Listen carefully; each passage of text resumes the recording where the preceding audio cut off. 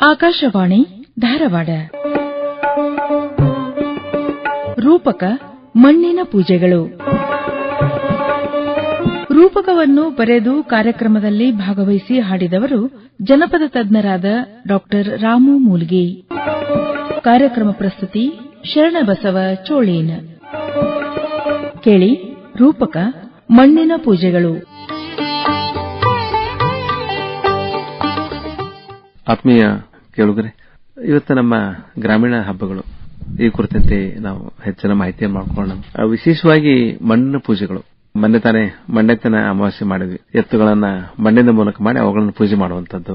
ನಾಗರ ಪಂಚಮಿ, ಗಣಪತಿ ಹಬ್ಬ, ಜೋಕುಮಾರ. ಅಂದ್ರೆ ಈ ಒಂದು ಜನಪದರು ಹೇಗೆ ಸಾಂಸ್ಕೃತಿಕವಾಗಿ ಮಣ್ಣಿನ ಜೊತೆಗೆ ತಮ್ಮ ಒಂದು ಸಂಬಂಧವನ್ನ ಹೋಲಿಸ್ಕೋತಾರೆ. ಯಾಕಂದ್ರೆ ಇವತ್ತು ಮಣ್ಣೇ ಅವರಿಗೆ ಜೀವಾಳ. ರೈತನಿಗೆ ಮಣ್ಣಿನ ಒಂದು ಆರೋಗ್ಯ ಚಲೋ ಇತ್ತು ಅಂದ್ರೆ ಉತ್ತಮವಾದ ಬೆಳೆ ಬೆಳೀಲಿಕ್ಕೆ ಅನುಕೂಲ ಆಗ್ತದೆ, ಪೈರು ಚಲೋ ಆಗ್ತದೆ. ಹೀಗಾಗಿ ಮಣ್ಣು ಪೂಜೆ ಮಾಡಬೇಕು ಅನ್ನೋದು ಅವನು ಯಾವಾಗಲೂ ಬಯಕೆ.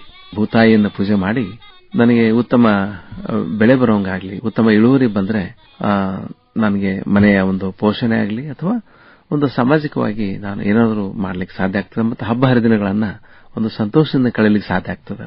ಗ್ರಾಮೀಣರಲ್ಲಿ ಈ ಪ್ರಾರ್ಥನೆ, ಒಂದು ದೈವಿ ಭಾವನೆ, ದೇವರನ್ನು ಕೊಂಡಾಡುವಂತಹದ್ದು, ಮತ್ತೆ ಸಾಂಸ್ಕೃತಿಕವಾಗಿ ಎಲ್ಲರೂ ಸೇರಿ ಒಂದು ಹಬ್ಬವನ್ನ ಹರಿದಿನಗಳನ್ನ ಮಾಡುವಂತಹದ್ದು, ಏನೇ ಕಷ್ಟ ಇರಲಿ, ಏನೇ ತೊಂದರೆಗಳಿರಲಿ, ಎಲ್ಲರೂ ಕೂಡಿ ಊಟ ಮಾಡುವಂತಹದ್ದು, ಹೋಳಿಗೆ ಮಾಡಿ, ಉಂಡಿ ಮಾಡಿ, ಆಮೇಲೆ ಎಲ್ಲರೂ ಕೂಡಿ ಮಾತಾಡ್ತಾ ತಮ್ಮ ಕಷ್ಟ ಸುಖಗಳನ್ನು ಹಂಚಿಕೊಳ್ಳುವಂತಹದ್ದು.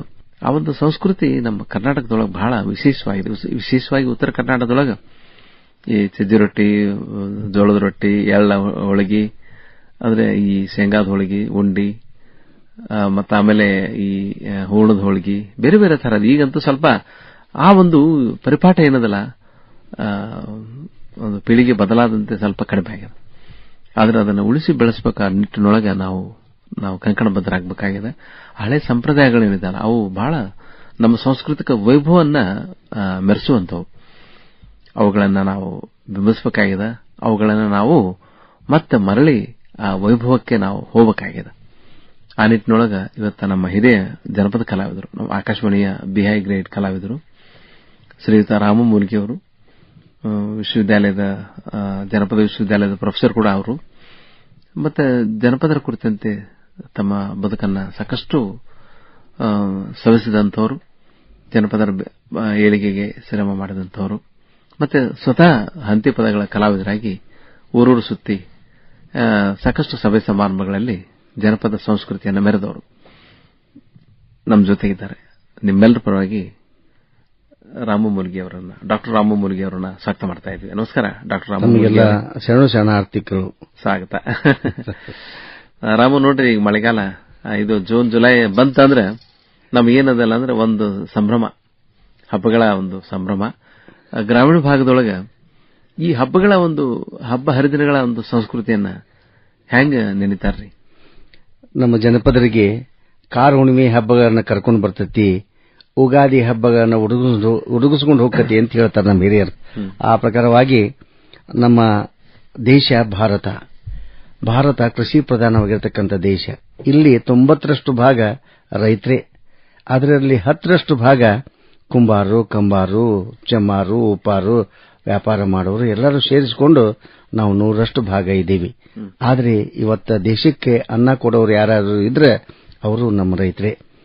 ಇಂಥ ರೈತರು ತಮ್ಮ ಬದುಕಿನ ಜೊತೆಗೆ ತಮ್ಮ ಆಯಾಸವನ್ನು ಕಳ್ಕೊಳ್ಬೇಕು, ಮತ್ತೆ ಬದುಕಿಗೆ ಹೊಸತನದಿಂದ ಸೇರ್ಕೋಬೇಕು ಅಂತಕ್ಕಂಥ ಉದ್ದೇಶದಿಂದಾಗಿ ಅವರಿಗೆ ಮುಖ್ಯವಾಗಿ ಬೇಕಾದದ್ದು ಭೂಮಿ ತಾಯಿ ಜೊತೆಗೆ ಬಂಟ ಬಸವಣ್ಣ.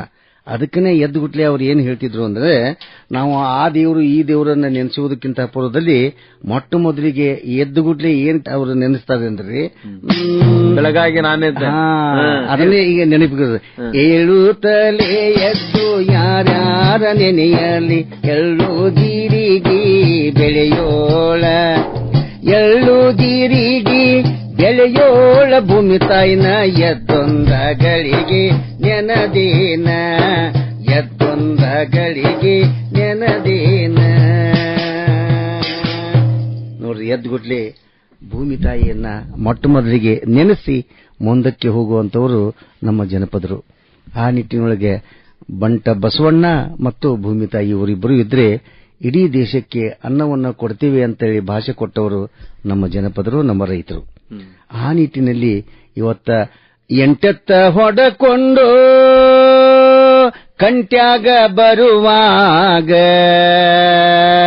ಗಂಟ ಬೀದಾಳೋ ಇರಿಮಾಯೇ, ಗಂಟ ಬೀದಾಳೋ ಇದಿಮಾಯಿ ಹೊಟ್ಟಿಲೇ, ಬಂಟ ಹೋಟ್ಯಾನೋ ನಂಬಸುವ. ಓ ಹೊಲಂದರು ಹಿಂಗ ನಮ್ಮ ಬಸವಣ್ಣನನ್ನ ಪೂಜಿಸುವಂತವರು ರೈತರು. ಜೀವಂತ ಎತ್ತುಗಳಿಗೆ ಕಾರು ಹುಣ್ಣಿಮೆಯೊಳಗ ಗೌರವ ಕೊಟ್ಟು ಯಾವ ಎತ್ತು ಕರಿ ಹರ್ಕೊಂಡು ಬರ್ತದನೋ ಅದನ್ನು ನೋಡಿ ಬೀಜ ಬಿತ್ತುವಂತವರು ನಮ್ಮ ರೈತರು. ನಂತರದಲ್ಲಿ ಮಣ್ಣಿಗೆ ಗೌರವ ಕೊಡಬೇಕು, ಬಸವನಿಗೂ ಗೌರವ ಕೊಡಬೇಕಂತಕ್ಕಂಥ ಉದ್ದೇಶದಿಂದ ನಮ್ಮ ರೈತರು ಈ ಮಣ್ಣು ಪೂಜೆಗಳನ್ನು ಆರಂಭ ಮಾಡಿದ್ರು. ಒಂದು ಮಣ್ಣಿನ ಜೀವ ಎಂದೂ ಮಣ್ಣಿನಲ್ಲಿಯೇ ಉಳಿಯದು, ಒಂದು ಮಣ್ಣಿನ ಜೀವ ಎಂದು ಮಣ್ಣಿನಲ್ಲಿಯೇ ಉಳಿಯದು. ಮಣ್ಣೆತ್ನೆ ಮಾಸಿ ಅಂತಂದ್ರೆ ಮಣ್ಣಿನೊಳಗ ಎತ್ತುಗಳನ್ನು ಮಾಡಿ ಪೂಜೆ ಮಾಡುವಂತ ಅಮಾವಾಸ್ಯೆಗೆ ನಾವು ಮಣ್ಣೆತ್ನೆ ಮಾಸಿ ಅಂತ ಕರಿತೀವಿ. ಮಣ್ಣೇ ನಮಗೆ ಹೊನ್ನು ಅಂತೇಳಿ ಅನ್ಕೊಂಡವರು ನಮ್ಮ ಜನಪದರು, ನಮ್ಮ ರೈತರು. ಮಣ್ಣಿನಿಂದಲೇ ಇಹವು, ಮಣ್ಣಿನಿಂದಲೇ ಜಗವು ಅಂತಂದವರು ನಮ್ಮ ರೈತರು. ಈ ಹಬ್ಬ ಹರಿದಿನಗಳ ಸಂದರ್ಭದೊಳಗ ಅವ್ರು ಏನು ಒಟ್ಟಾಗಿ ಒಗ್ಗಟ್ಟಿನ ಸಂಕೇತವನ್ನ ಅವರು ತೋರಿಸ್ತಾರಲ್ಲ, ಅಂದ್ರೆ ಹಿರಿಯರಿಗೆ ಗೌರವ ಕೊಡುವಂತದ್ದು, ನಾವು ಪ್ರಾರ್ಥನೆ ಮಾಡುವಂತದ್ದು. ಮಣ್ಣೆತ್ತಿನ ಅಮಾವಾಸ್ಯೆ ಒಂದು ಹಾಡು ಹಾಡಿದಿರಿ ನೀವು ತಂಡದವ್ರ ಜೊತೆ. ರಾಮು ಮೂಲಿಗೆ ಅವರೇ, ನಿಮ್ಮ ಹಂತಿಪದ ತಂಡದ ಹಾಡು ಕೇಳ್ಕೊಂಡ್ ಬರೋಣ.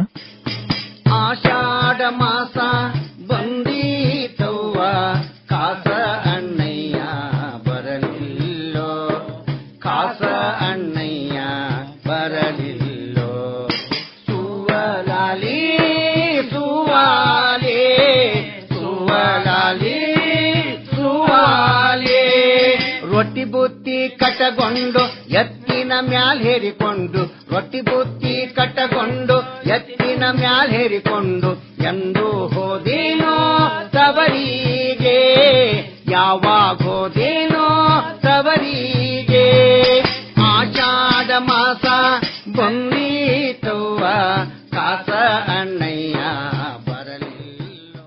ಶ್ರಾವಣಕ್ಕಿಂತ ಮೊದಲ ಇವೆಲ್ಲ ಬರ್ತಾವಲ್ಲ, ಈಗ ಗುಳ್ಳವನ ಹಬ್ಬ ಬರ್ತದಲ್ಲ, ಅಂದ್ರೆ 3 ಮಾಸಗಳಲ್ಲಿ ಒಂದು ಆಷಾಢ ಮಾಸ, ಎರಡನೇದ್ದು ಶ್ರಾವಣ ಮಾಸ, ಮೂರನೇದ್ದು ಭಾದ್ರಪದ ಮಾಸ.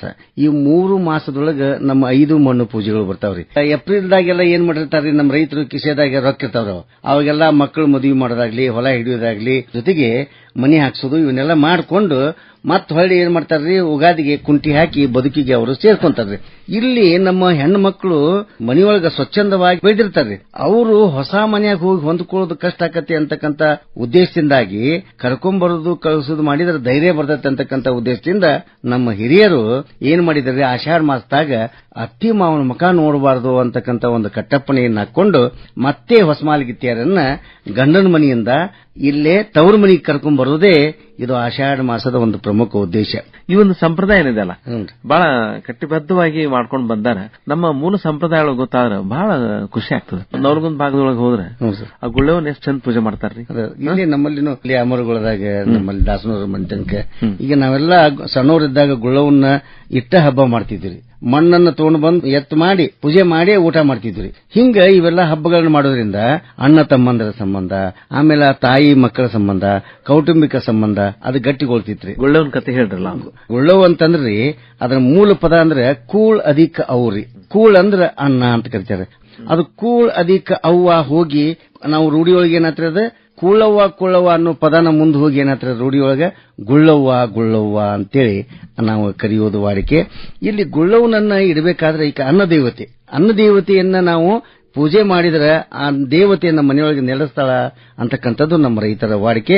ಮತ್ತಲ್ಲಿ ಮಣ್ಣಿಗೂ ಗೌರವ ಕೊಟ್ರಿ, ಅನ್ನಪೂರ್ಣೇಶ್ವರಿಗೂ ಗೌರವ ಕೊಟ್ರಿ. ಎರಡೂ ಉದ್ದೇಶ ಈಡೇರಿಕೆಗಾಗಿ ಗುಳ್ಳವನ್ನಿಡಕ್ ಚೆರು ಮಾಡಿದ್ರಿ. ಗುಳ್ಳವನ್ನಿಟ್ಟು ಇಲ್ಲಿ 1 ಎತ್ತರಗುಳ್ಳವ, 2 ಎತ್ತರಗುಳ್ಳವ, 3 ಎತ್ತರಗುಳ್ಳವ, 4 ಎತ್ತರಗುಳ್ಳವನ್ನ ಇಟ್ಟು 5 ಎತ್ತರಗುಳ್ಳವಕ್ಕೆ ಮತ್ತೆ 3ನೇ ಮಣ್ಣೆ ಪೂಜೆ ಆದ್ರಿ. ನಾಗರ ಪಂಚಮಿ. ಈ ಗುಳ್ಳವನ್ನ ನಾವು ಇಡಬೇಕಂದ್ರೆ ನಾವು ಕೆಲವು ಕಡೆಗೆ ಸೋಮವಾರ, ಕೆಲವು ಕಡೆಗೆ ಮಂಗಳವಾರ ಇಡ್ತಾರೆ. ಆ ಸೋಮವಾರ ನಾವು ಹೆಚ್ಚಾಗಿ ಉತ್ತರ ಕರ್ನಾಟಕ ಈಗ ಕುಂದಗೋಳ ತಾಲೂಕ ಈ ಭಾಗದಾಗ ಸೋಮವಾರ ಇಡ್ತಿದ್ವಿ. ಅವಾಗ ನಮಗೆ ಸಾರಿ ಸೂಟಿ ಇರ್ತಿದ್ವಲ್ರಿ. ಹೆಣ್ಣು ಹುಡುಗರು ಗಂಡು ಹುಡುಗರು ಅಂತಕ್ಕಂಥ ಭೇದ ಭಾವನೆ ಇದ್ದಿದ್ದಿಲ್ಲ ನಮಗೆಲ್ಲ.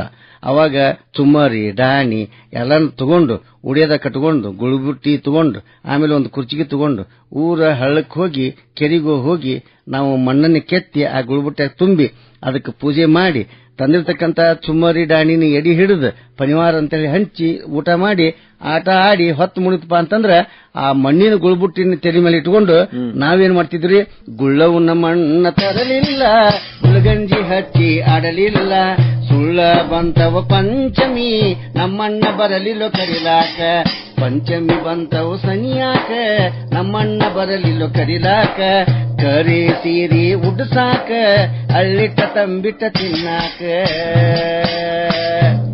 ಡಾಕ್ಟರ್ ರಾಮ ಮೂಲ್ಗಿ ಅವರ ಈ ಗುಳವಂದ ನೋಡ್ರಿ ಕುಡಿಸೋದು ಎಷ್ಟು ಚಂದ ಅಂದ್ರೆ ಆ ಮಣ್ಣಿನ ಜೊತೆಗೆ ಆಹಾರದ ಮೇಲೆ ಅಂದ್ರೆ ಏನಾಕತಿ ಆ ಮಣ್ಣಿಂದ ನಾವೆಲ್ಲ ಪಡಿತೀವಿ ಅನ್ನೋದೊಂದು ಸೂಚಕ ಅದ.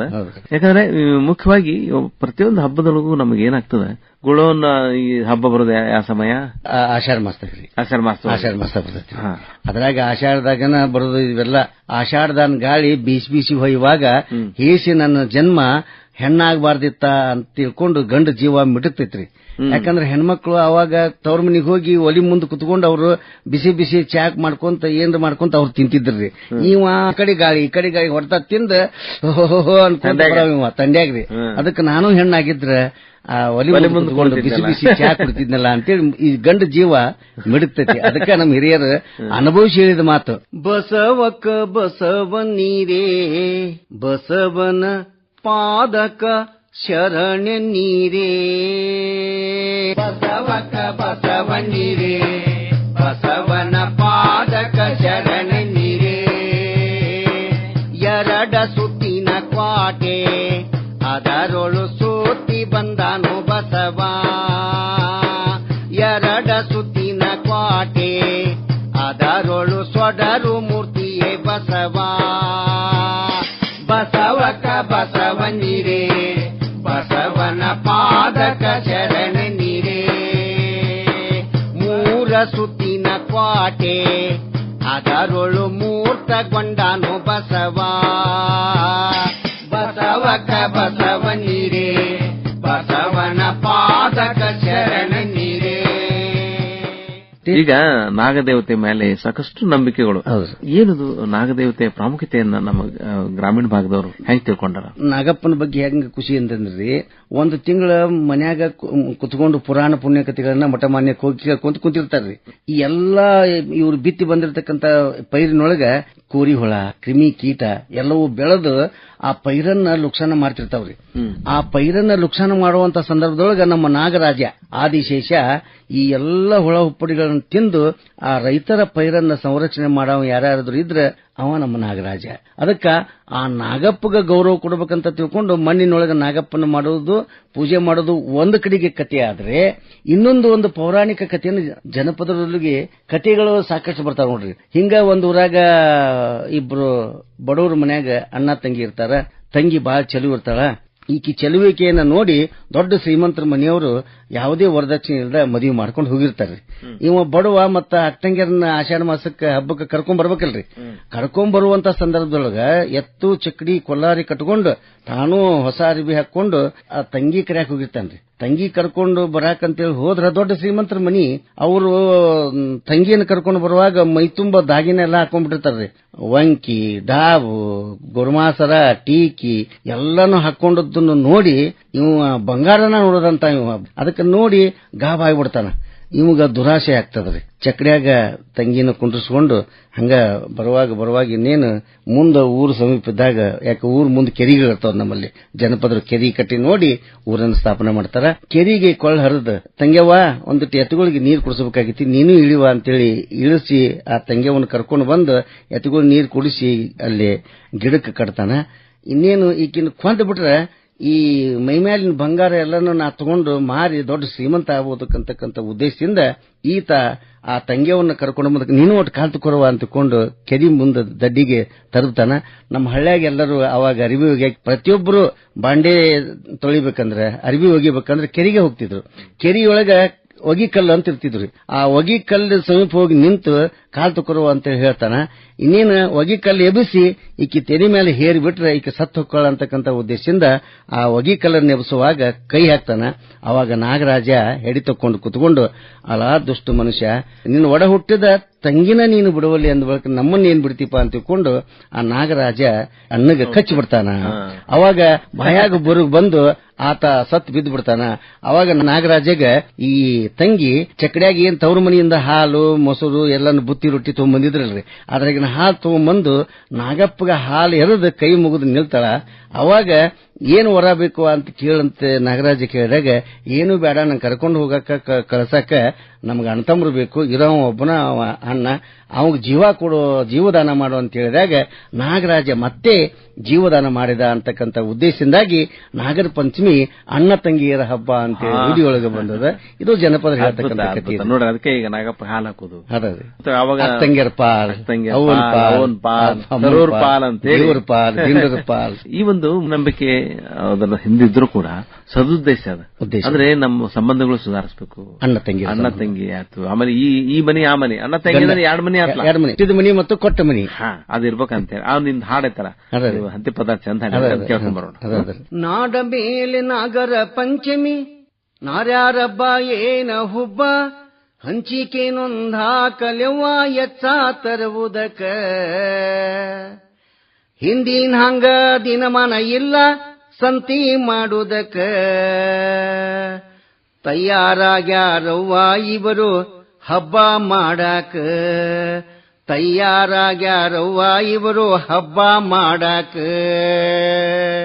ನಾಡ ಮೇಲೆ ನಾಗರ ಪಂಚಮಿ ನಾರ್ಯಾರ ಹಬ್ಬ ಏನ ಹುಬ್ಬ ಹಂಚಿಕೆ ನೊಂದಾಕಲೆವ್ವ ಎಚ್ಚ ತರುವುದಕ ಹಿಂದಿನಂಗ ದಿನಮಾನ ಇಲ್ಲ ಸಂತಿ ಮಾಡುವುದಕ ಸದ್ಯಕ್ಕ ಜ್ವಾಳ ಇಲ್ಲ ಹಳ್ಳ ಹುರಿಯುವುದಕ್ಕೆ ತಯಾರಾಗ್ಯಾರವ್ವ ಇವರು ಹಬ್ಬ ಮಾಡಾಕ ತಯಾರಾಗ್ಯಾರವ್ವ ಇವರು ಹಬ್ಬ ಮಾಡಾಕ ಸೀರಿಗಳಿಗೆ ಮುರಿಯಬೇಕ ಅಲ್ಲಿಟ್ಟು ಉಸುಳಿ ತಿನ್ನಬೇಕ ಒಬ್ಬರಿ ಬಟ್ಟಲ ಆಡಬೇಕ ಊರ ಗಿಡಕ ಜೋಕಾಲಿ ನಾವು ಹೋಗಿ ಕಟ್ಟಬೇಕ ವಾರಿಗೆ ಗೆಳತರ ಕೂಡ ನಾವು ಜೋಕಾಲಿ ಆಡಬೇಕ ಆ ಜೋಲಿ ಈ ಜೋಲಿ ರಾಮನ ಜೋಲಿ ಭೀಮನ ಜೋಲಿ ಜೋಲಿ ಹೋಗಿ ಬಿದ್ದೀರವ್ವ ಎಚ್ಚರವಿರಬೇಕ ತಯಾರಾಗ್ಯಾರವ್ವ ಇವರು ಹಬ್ಬ ಮಾಡಾಕ. ರಾಮ ಮೂಲ್ಗಿಯವರ ನೋಡ್ರಿ, ಅದ್ಭುತವಾಗಿ ಈ ಶ್ರಾವಣ ಮಾಸದ ಈ ನಾಗರ ಪಂಚಮಿ ಕಥೆ ಎಷ್ಟು ಚಂದ ಹೇಳಿದ್ರಿ. ಶ್ರಾವಣ ಮಾಸ ಅಂದ್ರೆ ನೋಡ್ರಿ ಬೇಂದ್ರೆ ಹೇಳ್ತಿದ್ರು, ಬಂತು ಶ್ರಾವಣ ಆಹಾ ಬಂತು ಶ್ರಾವಣ ಅಂದ್ರೆ ಕಾಡಿಗೆ ಬಂತು ನಾಡಿಗೆ ಬಂತು ಶ್ರಾವಣ ಅಂತ ನಮ್ಮ ಅಶ್ವತ್ಥ ಚಂದ ಹಾಡ್ತಾರ. ಆ ಶ್ರಾವಣದ ಒಂದು ಸೊಬಗೆ ಬಹಳ. ಶ್ರಾವಣ ಬಂತು ಕಾಡಿಗೆ ಬಂತು ನಾಡಿಗೆ ಬಂತು ಬೀಡಿಗೆ ಬಂತು ಶ್ರಾವಣ ಬಂತು ಶ್ರಾವಣ ಶ್ರಾವಣ ಬಂತು ಕಾಡಿಗೆ ಬಂತು ನಾಡಿಗೆ ಬಂತು ಬೀಡಿಗೆ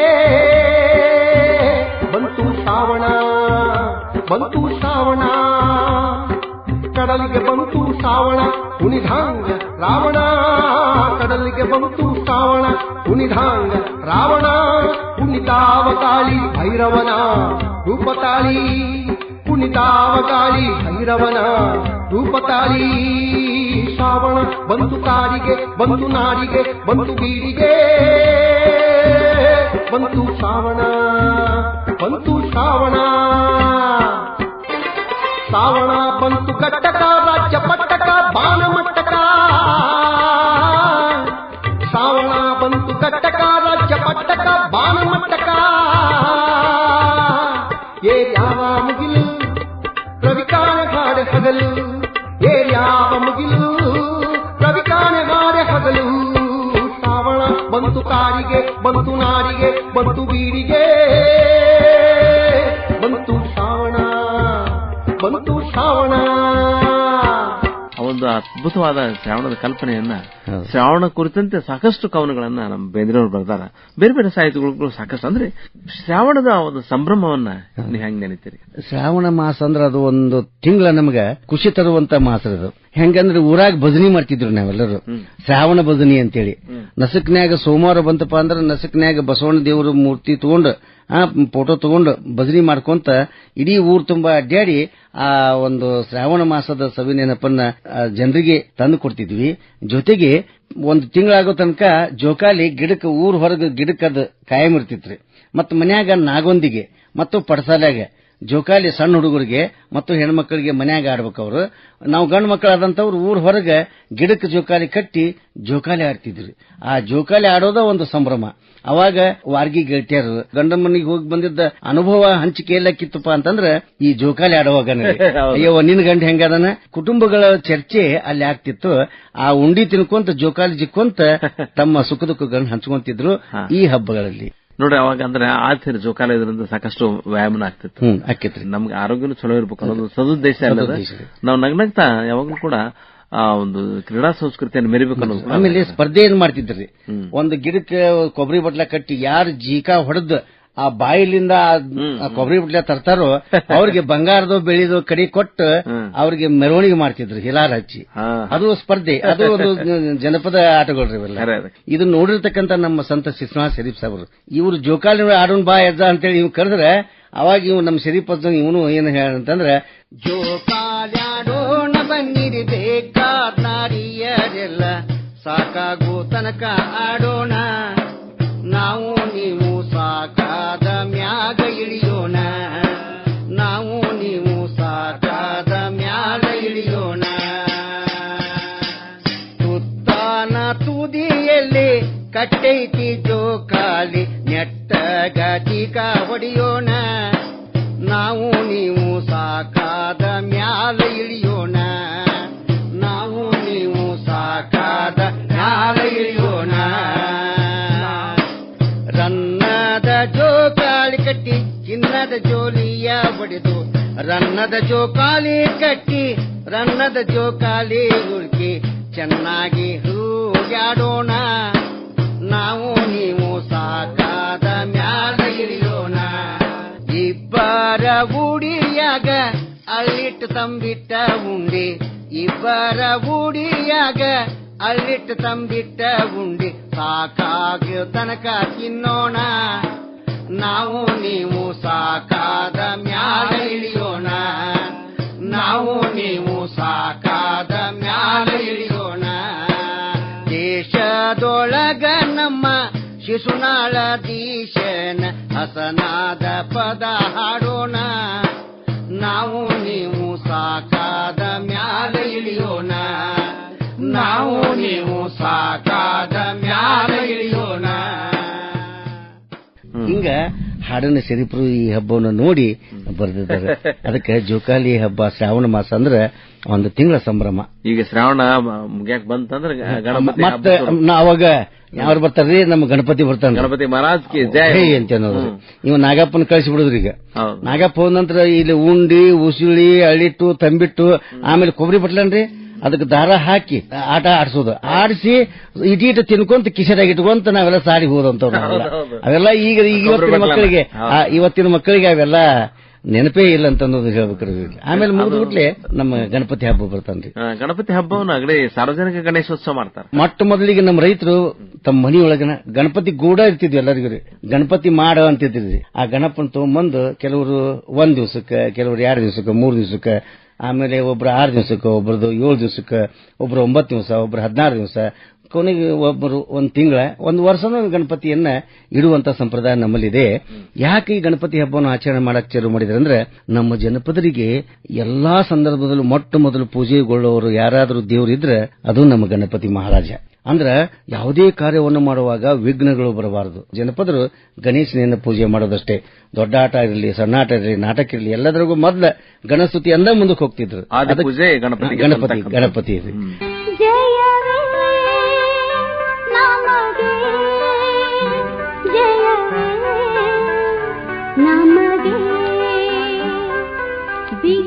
ವಿಘ್ನೇಶ್ವರನಿರುವಾಗ ನಮಗೆ ಭಯವಿಲ್ಲ,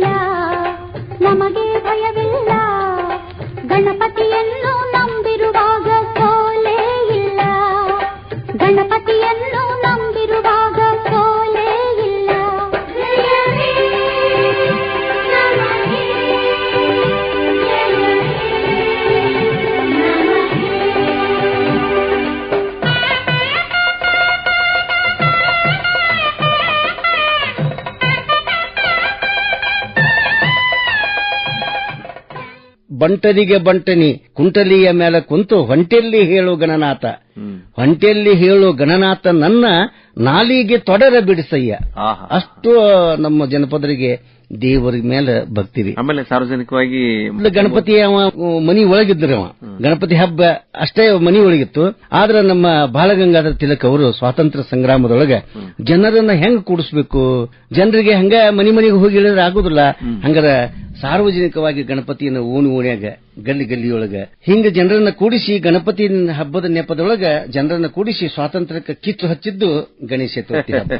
ಡಾಕ್ಟರ್ ರಾಮ ಮೂಲ್ಗಿ ಅವರೇ, ಒಂದು ಪೂಜಾ ಭಾವನೆ, ಪ್ರಾರ್ಥನಾ ಭಾವನೆ. ಈಗ ಮನಸ್ಸಿನೊಳಗೆ ಕ್ಲೇಶಗಳಿರಬಾರ್ದು. ಅವನ ಬಗ್ಗೆ ಮತ್ಸರ, ಭೇದ ಭಾವ ಇಲ್ದೇನೆ ನಾವು ಇರ್ಬೇಕು. ಅಂದ್ರೆ ಈ ಪೂಜೆ ಪುರಸ್ಕಾರ ಅನ್ನೋದು ಬಹಳ ಮುಖ್ಯ ಅಂತ ಹೇಳಿ ನಮ್ಮ ಶರಣರ ಕಾಲದಿಂದಲೂ ಇತ್ತು, ಅದು ಮಾಡ್ಕೊಂಡು ಬಂದ್ರು. ಒಂದೇ ಅವ್ರ ಏನಂದ್ರೆ ದೇವರ ನೆನೆದರ ಸಾಹುಟ್ಟು ನಮಗಿಲ್ಲ, ಹಾವು ಕಚ್ಚಿದರೂ ವಿಷವಿಲ್ಲ, ಸರ್ಪದ ಹೆಡಿಯ ದಾಟಿದರೂ ಭಯವಿಲ್ಲ. ಪರಮಾತ್ಮ ನಮ್ಮನ್ನು ಕೊಲ್ಲಬೇಕು, ನಮ್ಮನ್ನು ಸಾವು ತರಬೇಕು ಅಂದ್ರೆ ಎಲ್ಲ ಅವನ ಕಡೆಗೆ ಐತಿ ಅಂತಂದ್ರ ಒಂದು ಹುಲ್ಲು ಕಡ್ಡಿನೂ ಅಡ್ಯಾಡುದಿಲ್ಲ ಅಂತ ಅಂತಾರ್ರಿ. ಜೋಕುಮಾರ್ ಯಾಕೆ ಬರ್ತಾನ? ಜೋಕುಮಾರ್ ಅಂದ್ರೆ ಅವ ಮಳೆ ದೇವ್ರಿ. ಅವ ಈ ನಮ್ಮ ಜನಪದರು ಒಂದು ನಂಬಿಕೆ ಏನೈತಿ ಅಂದ್ರಿ, ಇವ ಗಣಪತಿ ಮಹಾರಾಜ ಬಂದು ಎಲ್ಲಾರ ಮನ್ಯಾಗ, ನಿಮ್ ಮನ್ಯಾಗ ನಮ್ಮ ಮನ್ಯಾಗ ಉಂಡಿ ಕಡುಬು ಉಸುಳಿ ತುಪ್ಪ ಅದು ಇದೆಲ್ಲಾ ಹೊಡೆದು ಮ್ಯಾಲ ಕೈಲಾಸಕ್ಕೆ ಹೋಗಿ ನಮ್ಮ ಶಿವ ಪಾರ್ವತಿಯರಿಗೆ ತಂದೆ ತಾಯಿಗೆ ಏನ್ ಹೇಳ್ತಾನೆ, ಹೆಂಗದ್ರಪ್ಪ ಊರಾಗ ಭೂಲೋಕದಾಗ ಹೆಂಗದ್ರ ಅಂತ ಕೇಳಿದ್ರೆ, ಏನು ಉಂಡಿ, ಏನ್ ಕಡುಬು, ಏನ್ ತುಪ್ಪ, ಏನ್ ಶಿಸ್ತು ಹೊಡೆದು ಬಂದನ್ ಬಿಡ್ರಪ್ಪ ಆ ಸಂಪದಾರ ಅಂತ ಹೇಳ್ತಾನಂತ್ರಿ. ಯಾರ್ರೀ? ಗಣಪತಿ ಮಹಾರಾಜರು. ಆದ್ರ ಜೋಕುಮಾರ್ ದೇವ್ರಿ ಅಂದ್ರೆ ತುಂಬಿದ ಅಷ್ಟಮಿ ಕೊಡದಾಗ ಈ 5ನೇ ದಿವಸಕ್ಕೆ ನಮ್ ಗಣಪ ಆ ಕಡೆ ಹೋಗ್ಕಂಡ್ರೆ ಈ ಕಡೆ ಬರೋರು ಯಾರ್ರಿ? ಈ ಜೋಕುಮಾರ್ ದೇವ್ರು ಬರ್ತಾರೆ. ಇವ್ರು ಬಂದು ಹೊತ್ನ್ಯಾಗ ರೈತರಿಗೆ ಏನಾಗಿರ್ತದ ಆ ಸಂದರ್ಭದೊಳಗೆ ಅಂದ್ರಿ, ಪೈರೆಲ್ಲಾ ಹೊಡಿ ಹಿರಿದು ಮಳಿರಾಜನ ಸಲುವಾಗಿ ದಾರಿ ಕಾಯ್ತಿರ್ತಾರೆ. ಮತ್ ಮಳಿ ಬರ್ದ ಹೋದ್ರೆ ಹೊಡಿ ಹಿರಿದು ಹೆಂಗ ಅರ್ಧ ಆಗಿಬಿಡ್ತಾವು. ಅದಕ್ಕೆ ನಮ್ಮ ರೈತರು ಮುಗುಲ್ ಕಡೆಗೆ ಮಕ ನೋಡ್ಕೊಂತ ಮಳಿ ಯಾವಾಗ ಬರ್ತದೆ ಅಂತೇಳಿ ದಾರಿ ಕಾಯ್ಕೊಂತ ಕೂತಿರ್ತಾರ್ರಿ. ಅವಾಗ ನಮ್ ಜೋಕುಮಾರ್ ದೇವ್ರು ಬರ್ತಾನ್ರಿ. ನಮ್ ರೈತರು ಅವಾಗ ಮೆಣಸಿನಕಾಯಿ, ಉಪ್ಪು ಯಾರೋ ಇದ್ದವ್ರು ಬೆನ್ನಿ ಬಾಯಿಗೆ ಒರೆಸಿ ಆತನಿಗೆ ಎಡಿ ಕೊಟ್ಟ ಜೋಕುಮಾರ್ ನಂಬಲಿ ಅಂತೇಳಿ ಹೊಲದಾಗ ಸೂರು ಮಾಡೋರು, ಹೂಲಿಗು ಅಂತ ಹೇಳಿದ್ರೆ ಸೂರು ಮಾಡಿ ಅಲ್ಲಿ ಕೊನೆಗೆ ಆತನ ಅಂಗಾರವನ್ನು ತಗೊಂಡು ಹಕ್ಕಿಯಾಗ್ರಿ ಹೋಗಿ ಅಲ್ಲಿ ಸಿಂಪಡಿಸಿದ್ರೆ ಉಣ್ಣಿ ಪಣ್ಣಿ ಆಗೋದಿಲ್ಲ ಅಂತ ನಂಬಿಕೆ ನಮ್ಮ ಜನಪದರಲ್ಲಿ. ಹಿಂಗ ಈ ಒಂದು ಜೋಕುಮಾರ್ ದಿವಸ ಹುಟ್ಟಿದ 7 ದಿವಸಕ್ಕೆ ಅವ್ನು ಸಾಯ್ತಾನ್ರಿ. ಸತ್ತ ನಂತರ ಭೂಲೋಕದಾಗಿಂದ ಹಕ್ಕಿಕತ್ತನ್ನ ಎಲ್ಲವನ್ನೂ ನಮ್ಮ ಪಾರ್ವತಿ ಪರಮೇಶ್ವರಿಗೆ ಹೇಳವ್ರ ಯಾರ್ರಿ? ಜೋಕುಮಾರ್. ಏನ್ರಿ ವಾ ನೀವು ಇಲ್ಲೇ ಕುಂತು ಬಿಟ್ಟಿರಿ, ಅಲ್ಲಿ ರೈತರು ವಿಲಿ ಒದ್ದಾಡಕತ್ತಾರ, ನೀವು ಹೋಗಿ ಮೊದ್ಲ ಭೂಲೋಕಕ್ಕ ಗಂಗಾದೇವನ್ ಕಳಿಸ್ರಿ, ಮಳಿ ರಾಜನ್ ಕಳಿಸ್ರಿ ಅಂತಿಕೊಂಡು ಹೇಳಿದಾಗ ಪರಮಾತ್ಮ ಮಳೆರಾಜನ ಕಳಿಸಿದ. ಜೋಕುಮಾರ್ ಪೂಜೆ ಮಾಡಿದ್ರೆ ಮಳೆ ಮಳೆ ದೇವ್ರೇ ಅವ, ಮಳೆ ದೇವ್ರಂತಾನೆ ಪೂಜೆ ಮಾಡಿ ಒಂದು ಹಾಡಿರಲ್ಲ. ಅದಕ್ಕೆ ಅಡ್ಡಡ್ಡ ಮಳಿ ಬಡದ ದೊಡ್ಡ ದೊಡ್ಡ ಕೆರೆ ತುಂಬಿ ಗೊಡ್ಡುಗಳೆಲ್ಲ ಹಯ್ಯನಾಗೆ ಗೊಡ್ಡುಗಳೆಲ್ಲ ಹೈನಾಗಿ ಗೌಡರ ಶೆಡ್ಡಿಯ ಮ್ಯಾಗ ಸಿರಿ ಬರಲಿ ಜೋಕುಮಾರ. ಡಾಕ್ಟರ್ ರಾಮು ಮೂಲ್ಗಿ ಅವರೇ, ಬಹಳ ವಿಸ್ತೃತವಾಗಿ ನಾವು ಮಣ್ಣು ಪೂಜೆಗಳು ಅಂತೀವಲ್ಲ, ಅಂದ್ರೆ ನೋಡ್ರಿ ನಮ್ಮಲ್ಲಿ ನಂಬಿಕೆ ವಿಶ್ವಾಸ ಶ್ರದ್ಧೆ ಬಹಳ ಮುಖ್ಯ. ಅಂತೂ ಮಣ್ಣು ಪೂಜೆಗಳ ಕುರಿತಂತೆ ಬಹಳ ಅದ್ಭುತವಾಗಿ ಹಾಡುಗಳನ್ನ ಮತ್ತೆ ಆಮೇಲೆ ಆ ಒಂದು ನಂಬಿಕೆಗಳ ಬಗ್ಗೆ ಬಹಳ ಸವಿಸ್ತಾರವಾಗಿ ನಾವು ಚರ್ಚೆ ಮಾಡಿದಂಗಾತ್ರಿ. ನಿಮ್ಮ ಒಂದು ಕಾಣಿಕೆ ಬಹಳ ಅತ್ಯಮೂಲ್ಯವಾಗಿರುವಂತದ್ದು. ನೀವು ಮತ್ತು ನಿಮ್ಮ ತಂಡ, ಹಂತಿಪದ ತಂಡದ ಎಲ್ಲ ಸದಸ್ಯರಿಗೂ ನಾವು ಅಭಿನಂದನೆಗಳು ಸಲ್ಲಿಸ್ತೀವಿ, ಧನ್ಯವಾದಗಳು ಸಲ್ಲಿಸ್ತೀವಿ. ಮತ್ತೆ ಹಿಂಗೆ ಈ ಹಬ್ಬಗಳ ಕುರಿತಂತೆ ನಮ್ಮ ಜನರಲ್ಲಿ ಒಂದು ಸಾಂಸ್ಕೃತಿಕ ಮೆರುಗು ಹಿಂಗೆ ಹೆಚ್ಚಾಗಬೇಕು ಹಾರೈಸ ನಮ್ಮೆಲ್ಲ ಆತ್ಮೀಯ ಕೇಳುಗರ ಪರವಾಗಿ ನಿಮಗೆ ಹೃತ್ಪೂರ್ವಕ ಧನ್ಯವಾದಗಳು, ಅಭಿನಂದನೆಗಳು. ಡಾಕ್ಟರ್ ರಾಮ ಮೂಲ್ಗಿ ಅವರೇ, ಮತ್ತೊಮ್ಮೆ ನಮಸ್ಕಾರ. ನಿಮಗೆಲ್ಲ ಶರಣು ಶರಣಾರ್ಥಿಗಳು.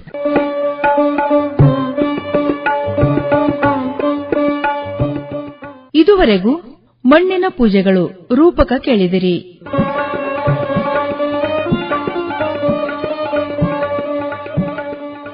ರೂಪಕವನ್ನು ಬರೆದು ಕಾರ್ಯಕ್ರಮದಲ್ಲಿ ಭಾಗವಹಿಸಿ ಹಾಡಿದವರು ಜನಪದ ತಜ್ಞರಾದ ಡಾಕ್ಟರ್ ರಾಮು ಮೂಲ್ಗಿ.